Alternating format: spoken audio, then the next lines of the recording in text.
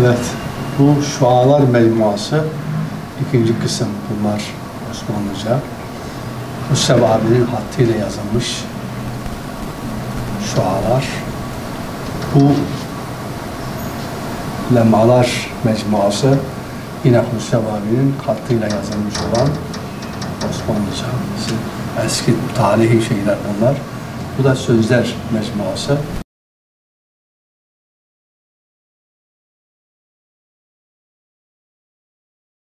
Önce 3 ayların bize, bütün Müslümanlara hayırlı olsun inşallah. Ahireti kazanmaya vesile olsun diye dua edelim inşallah. Evet, 3 aylar Müslümanlar için çok önemlidir. Çünkü Müslüman insanlar Allah'a inandığı gibi ahirete de inanıyor.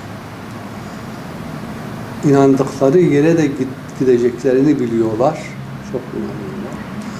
O halde cennete varmak için nasıl bir kar elde edecekler, nasıl bir kazanç elde edecekler, onu iyi düşünürler. Samimi olan, aklı başında olan şuurlu Müslümanlar.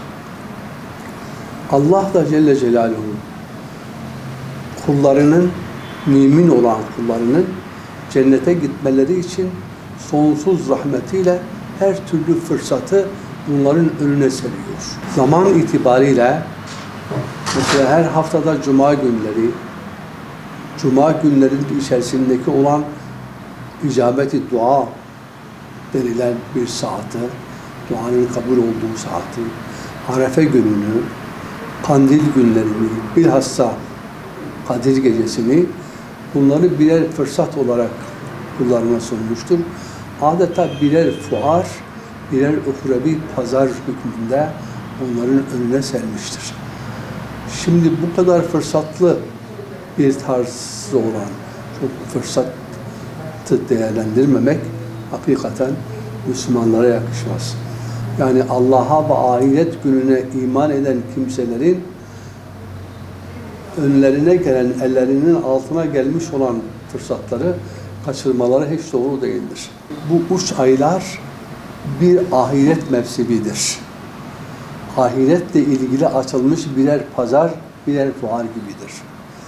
Dünya itibariyle de insanlarımız yeni açılmış bir fuara nasıl rağbet gösteriyor, haftalık veya aylık pazarlara nasıl rağbet gösteriyor, aynı şekilde bu Allah tarafından konulmuş ve rahmeti bol, tabiri caizse Allah uhrevi malları ucuza satacağı bir fuara açmıştır.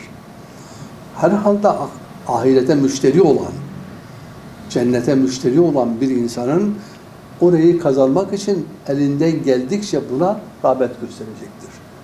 Burada ne yapılacak? En önemli olan tevbedir. Hani 2 şey vardır, çok önemlidir. Bu tasavvufta vardır. Bediüzzaman Hazretleri de böyle anlatır. Der ki, def-i mezerrat celbi menafi'a racihtir. Yani her yerde önce sıkıntılı olan, olumsuz olan şeyleri bertaraf etmek, sonra iyi olan şeyler ile süslemek. Bu çok önemlidir. Şimdi burada önce istiğfar ve tövbe etmek suretiyle günahlardan arınmak esastır. Günahlardan temizlenmek esastır. O yolu açtıktan sonra Kur'an-ı Kerim okumak bu aylarda özellikle hatimle mümkün oldukça hani mukabele bulunmak, ibadet, namaz özellikle yapmak, oruç tutmak. Orucu bence bütün ayları tutmak hele bu asırda çok zor bir şeydir. Bu orucu eğer kazası olan varsa o sünnet yerine kaza orucunu kaza etsin ve onları da pazartesi, perşembe günü oruç tutmak her zaman sünnet olan bu 2 güne denk getirilirse daha fazla sevap kazanmış olur. Ayrıca ki namazlarını da mümkün oldukça kaza etmeli. Yani sünnet yerine kazaları kılması, kazası olan tabii çok daha faydalı olur. Bu 3 ayda hiç olmasa ki bir sünnettir. Hz. Peygamber Aleyhisselam için bir vaciptir, vecibedir, bir farzdır. Gece teheccüdlerini mesela bari hiç olmasa haftada birkaç gün kalkıp teheccüd kılsa bunlar diğer aylardan farklı olan şeyler olacaktır. Bu aylarda da her zaman tövbe istiğfar etmekle bütün içimizde sadece dışla yaptığımız günahlar değil, kalbimizde gelen vesveseler şeklinde olan şeylerden de ciddi tövbe istiğfar ve kalbimizi ondan arındırmak esastır. Sonradan da Kur'an-ı Kerim'i, namazları, oruçları, insanlara bir şeyler vermeyi, komşuyu, fakir fukarayı gözetmeyi unutmamak çok önemlidir. Bunlar bu aylarda hakikaten ele alınması gereken hususlardır.